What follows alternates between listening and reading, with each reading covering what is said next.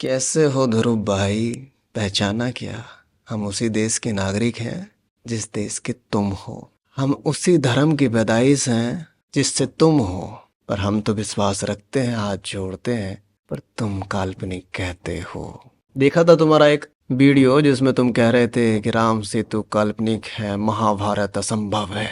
असंभव तो देखो भैया ये भी है कि डिक्टेटरशिप में कोई यूट्यूबर सरकार को इतना कोस दे। है ना संभव? लेकिन देखो फिर भी संभव हो गया। हुआ ना। देखो ध्रुव भाई, तुम अपनी वीडियोस में दबा के बीजेपी को कोसते हो, दबा के देश के विकास पे आवाज उठाते हो। सच बताऊं तो तुम्हारी वीडियोस देखता था मैं, लेकिन देखते देखते मुझे ऐसा ख्याल आने लगा कि बीजेपी का करा हुआ सारा विकास सिर्फ मिट्टी है। वो जो बनी हुई हजारों किलोमीटर के हाईवे, ऐसा लगता है कि वो मिट्टी के हैं, बाहर से सीमेंट का घोला लगवा दिया है। ऐसा भाव आने लगा है।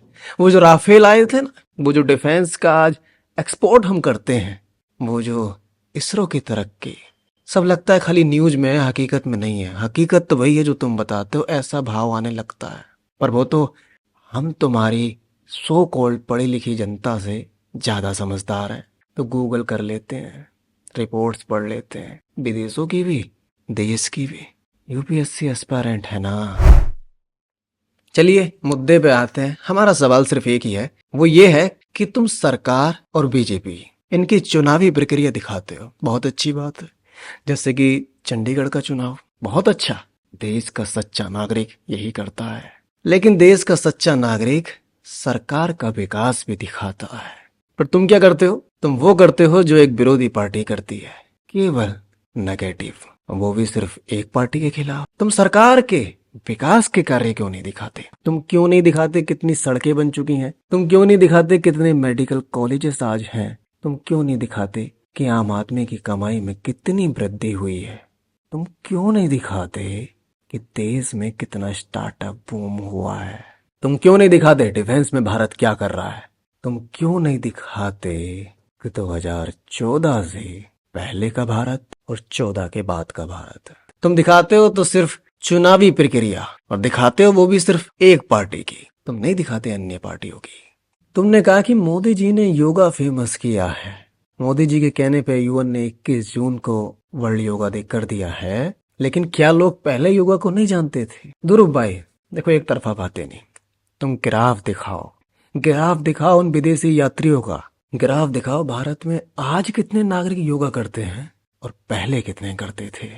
तुम विकास का ग्राफ कभी नहीं दिखाते, किसी भी चीज की बात आ जाए। तुम दिखाते हो तो सिर्फ बीजेपी ऐसी है, बीजेपी वैसी है। तुमने अपने वीडियोस में कभी नहीं कहा दोस्त, पार्टी को देखकर वोट मत दीजिएगा, विकास को देख के दीजिएगा, कौन कितने विकास करता है। कहा था क्या? नहीं ना। तुमने कहा तो सिर्फ इतना कहा कि ये देखो डिक्टेटरशिप हो रही है, ये हो रहा है, ये वो हो रहा है। मैं तो खुद सदमे में आ गया कि साला ये डिक्टेटरशिप है तो नॉर्थ कोरिया और चाइना क्या है। दोस्त घूम फिर के सवाल वही है कि तुम चुनावी प्रक्रिया तो बीजेपी की दिखा देते हो, पर सरकारी विकास नहीं। तुम नहीं दिखाते सरकार ने क्या विकास किया देश में। दिखाओ, तुम्हें मान जाएंगे हम, तुम भी सच्चे नागरिक हो। तुम ग्राफ दिखा दो एक बार, विकास दर ग्राफ, सड़क, स्कूल, हॉस्पिटल, यही होती है ना नागरिक की मांग। तो ये दिखाओ तुम। अच्छा, बुराइयों की बात आए तो दुश्मनी खाली तुम्हारी एक ही पार्टी से है, बाकियों को तुम कुछ नहीं कहते। बाकियों को तो कुछ हो जाए तो एकदम सीना चीर के आगे आ जाते हो कि हम खाएंगे पहले गोली। काहे भैया?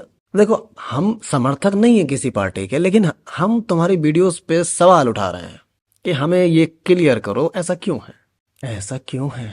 अच्छा चलिए कोई बात नहीं, यहाँ भी हम ही गलत होंगे। देश के एक राज्य से एक वीडियो आती है, don't speak Hindi here, Hindi यहाँ मत बोलो और न कर्नाटक बोलो, आई थी ना।